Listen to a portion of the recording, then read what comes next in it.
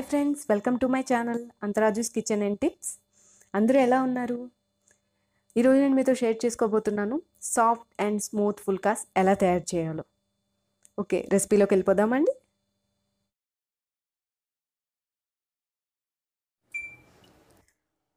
పిండి కలుపుకోవడానికి కావాల్సిన పదార్థాలండి: 1 గ్లాస్ గోధుమ పిండి, 1 గ్లాస్ వాటర్. ఇది అప్రాక్సిమేట్గా 250 గ్రామ్స్ ఉంటుందండి పిండి.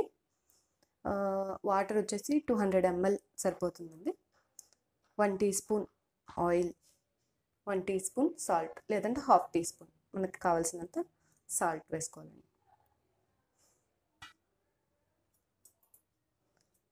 పిండిని కలుపుకుందామండి.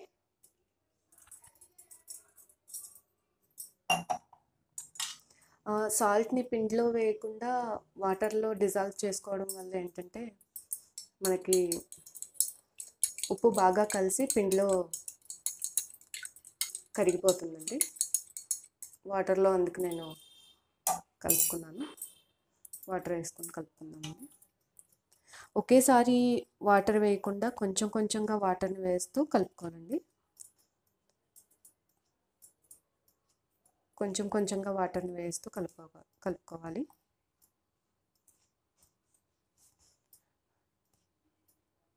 ఈ గోధుమ పిండి వల్ల హెల్త్ బెనిఫిట్స్ చాలా ఉన్నాయండి. దీనిలో ఫ్యాట్ కంటెంట్ చాలా తక్కువగా ఉంటుంది. ఇంకా పీచు పదార్థం అంటారు కదండి, ఫైబర్ ఎక్కువగా ఉండటం వల్ల ఏంటంటే మన శరీరంలో ఉన్న మలినాలు వీటినన్నిటిని బయటికి పంపించేస్తుందండి. నెక్స్ట్, వెయిట్ లాస్ అవ్వాలనుకున్న వాళ్ళకి ఇది చాలా గ్రేట్గా పనిచేస్తుందండి. డయాబెటీస్ ఉన్న వాళ్ళు కూడా దీన్ని ఎక్కువగా ప్రిఫర్ చేస్తూ ఉంటారు. ప్రస్తుత రోజుల్లో ఎక్కువ హెల్త్ ప్రాబ్లమ్స్, వెయిట్ లాస్ అవ్వడం కోసమని డాక్టర్స్ కూడా గోధుమ పిండిని ఎక్కువ మనకి చేతికి ఇలా అంటుకోకుండా 1 టీ స్పూన్ ఆయిల్ వేసుకోవాలండి.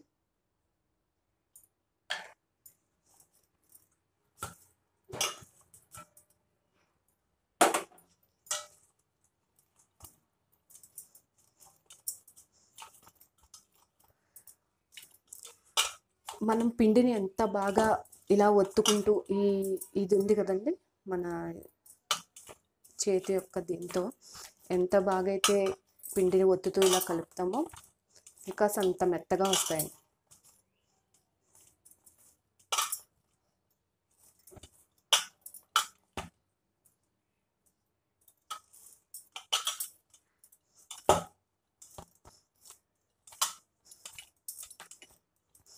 డో ఎంత సాఫ్ట్గా ఉంటే అంత సాఫ్ట్ పుల్కాలు వస్తాయండి. ఇలా ఒక 5 నిమిషాల పాటు పిండిని మన చేతి పిడికిలతో ఒత్తుతూ కలుపుకోవాలి. తర్వాత ఒక 20 నిమిషాల వరకు పిండిని పక్కన పెట్టుకోవాలి. 20 నిమిషాల తర్వాత మరలా మనం పిండిని ఒక్కసారి కొంచెంగా ఒత్తుకొని మనకి ఫుల్కాలకి ఎంతైతే పిండి బాల్స్ కావాలో అంతంత చిన్న చిన్న ఉండల్లా తయారు చేసుకోవాలి.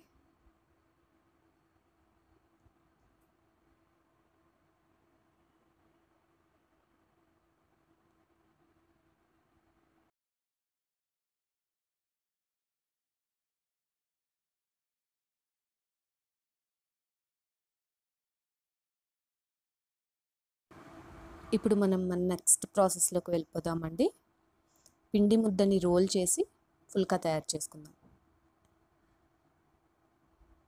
క్లాక్ వైజ్లో మన చపాతీలు చేసే కర్రని క్లాక్ వైజ్లో అంటూ ఉంటే ఫుల్కా మంచి ఆకారం వస్తుందండి. క్లాక్ వైజ్గా దాన్ని రోల్ చేస్తూ ఉండాలి.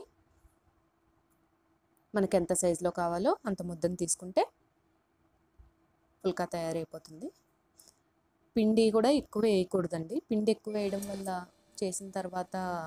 ఫుల్కా చేసిన తర్వాత డ్రైగా తయారవుతుంది. పిండి తక్కువ వేసుకుంటూ మనం ఫుల్కాని తయారు చేసుకుంటే బాగుంటుంది.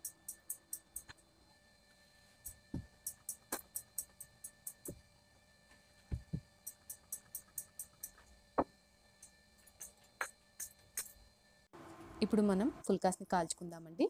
పెనం బాగా వేడైన తర్వాత రోటీని వేయాలి. ఈ ఫుల్కాని తయారు చేయడంలో మొదటి పద్ధతి స్టాండ్ని యూజ్ చేసి చేయడం. 4 నిమిషాల తర్వాత తిరగవేయాలండి. చిన్న చిన్న బొబ్బల్లా వస్తాయి. అటువైపు కూడా అలాగే 4 నిమిషాలు అయిన తర్వాత తిరగవేసుకోవాలి. అటు ఇటు రెండు వైపులా ఒక 4 నిమిషాలు వేయించుకున్న తర్వాత స్టవ్ మీద డైరెక్ట్గా స్టాండ్ నుంచి దాని మీద ఫుల్కాని వేయాలి. చూసారండి ఎంత బాగా ఉబ్బుతుందో, సాఫ్ట్గా స్మూత్గా ఎంత బాగా వచ్చిందో ఫుల్కా.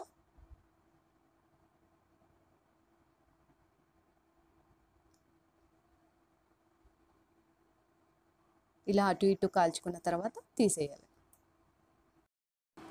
రెండవ పద్ధతిని చూద్దామండి.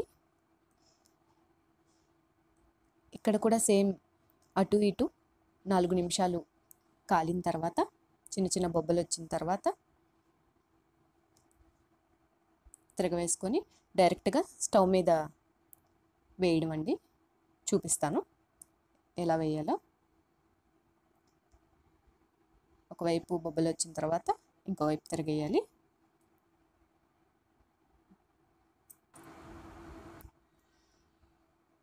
చూసారు కదండి.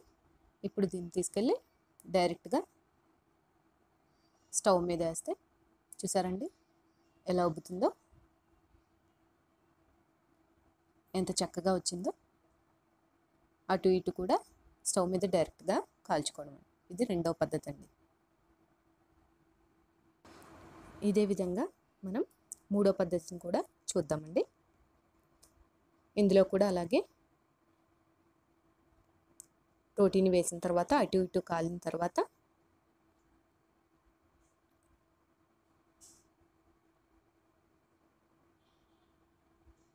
స్టవ్ ఫ్లేమ్ని మనం హైలోనే ఉంచుకోవాలండి. అటు ఇటు కాల్చుకోవాలి. ఇప్పుడు మనం ఒక కిచెన్ క్లాత్ని తీసుకొని ఫుల్కా చుట్టూతా ప్రెస్ చేస్తూ ఉండాలండి. అలా ప్రెస్ చేయటం వల్ల చూసారండి ఫుల్కా ఎంత బాగా ఉబ్బుతుందో, చక్కగా పైకి వస్తుందండి. ఇలాగా చుట్టూతా ప్రెస్ చేయడం వల్ల ఇటుపక్క కూడా తిప్పిన తర్వాత మళ్ళీ మనం అదే విధంగా ప్రెస్ చేసుకుంటూ కాల్చుకోవాలి.